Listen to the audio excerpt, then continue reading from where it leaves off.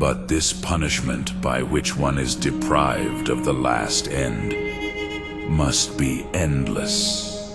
For there is no deprivation of anything except when it is born. For a cub that is just born is not said to be deprived of sight, but to attain the last end. Man is not fit to be born in this life, as has been proved. Deprivation of this kind must therefore be a punishment after this life.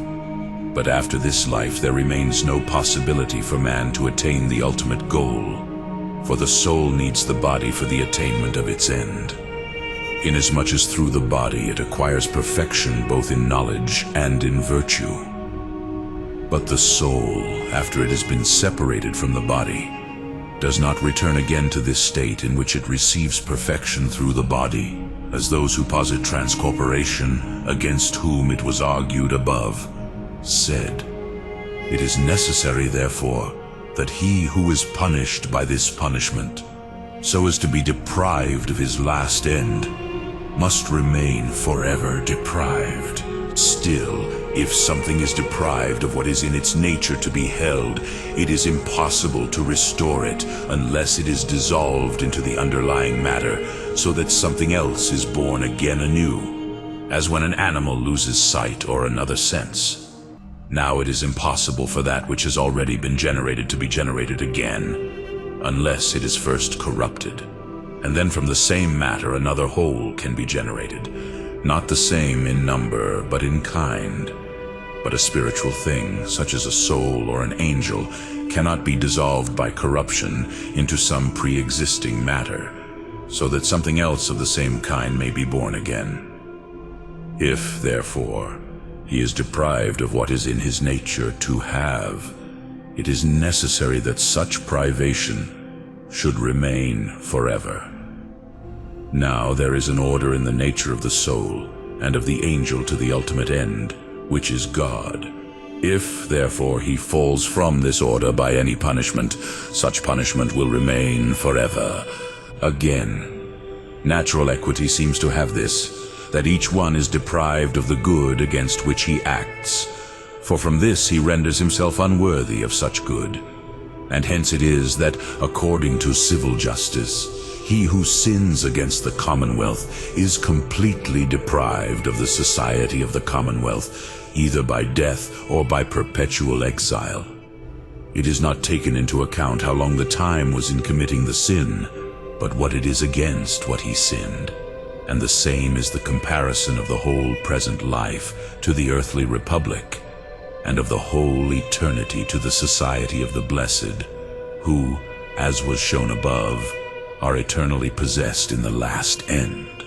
Whoever, therefore, sins against the ultimate end, and against charity, by which there is a society of the blessed, and tending to happiness, must be punished for eternity, even if he sins for a short time.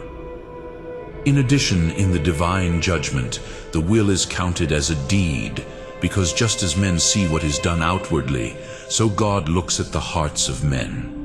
But he who, because of some temporal good, is turned away from the ultimate end, which is possessed for eternity, has preferred the temporal enjoyment of that temporal good to the eternal enjoyment of the ultimate end.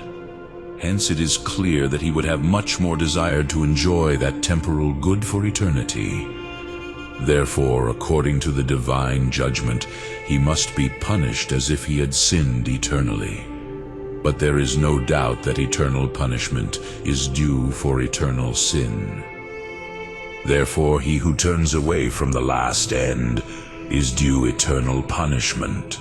Still, by the same principle of justice, sin is punished, and good deeds are rewarded. But the reward of virtue is happiness. This indeed is eternal, as was shown above. Therefore the punishment by which one is excluded from happiness must be eternal. Hence it is said that Matthew 25:46, these will go to eternal punishment, but the righteous to eternal life. By this means the error of those who say that the punishments of the wicked must sometimes be terminated is excluded. This position seems to have arisen from the position of certain philosophers who said that all punishments were purgatory, and thus sometimes terminated. Now this seemed persuasive, both from human habit, for punishments are inflicted by human laws for the correction of vices. Hence, they are like a kind of medicine, and also with reason. For if punishment is inflicted by the punisher for no other reason, but only for his own sake, it follows that he delights in punishments for his own sake, which is not in accordance with divine goodness. Punishments must therefore be inflicted for another reason. Nor does it seem that there is any other more appropriate end than the correction of vices. It seems appropriate then to say that all punishments are purgatory, and in consequence sometimes to be terminated, since that which is purgeable is accidental to the reason of the creature, and can be removed without the consumption of substance. Now it must be admitted that punishments are inflicted by God, not for their own sake, as if God were pleased with them, but for another reason, namely, for the sake of imposing order on creatures, in which the good of the universe consists. Now this order of things demands that all things be proportionately dispensed from God. For this reason it is said in the Book of Wisdom that God makes all things by weight, number, and measure. But just as rewards correspond proportionally to virtuous acts, so punishments correspond to sins, and eternal punishments are proportionate to certain sins, as has been shown.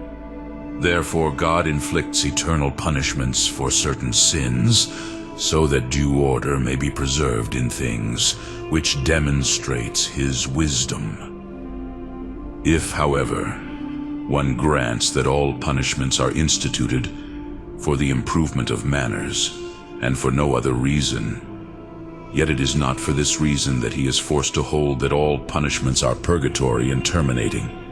For even according to human laws, some are punished with death, not indeed for the improvement of themselves, but of others. Hence it is that Proverbs 19:25 it is said, "Scourged with pestilence, the fool will be wiser." Some too, according to human laws, are excluded from the commonwealth in perpetual exile, so that by removing them, the commonwealth may be made purer.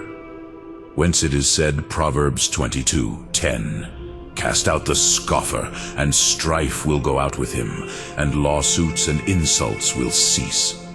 Nothing therefore prevents, even if punishments are only used for the improvement of character, that, according to the divine judgment, some should be permanently separated from the society of the good and punished for eternity, so that men may cease to sin from fear of perpetual punishment, and the society of the good may be made purer by their separation.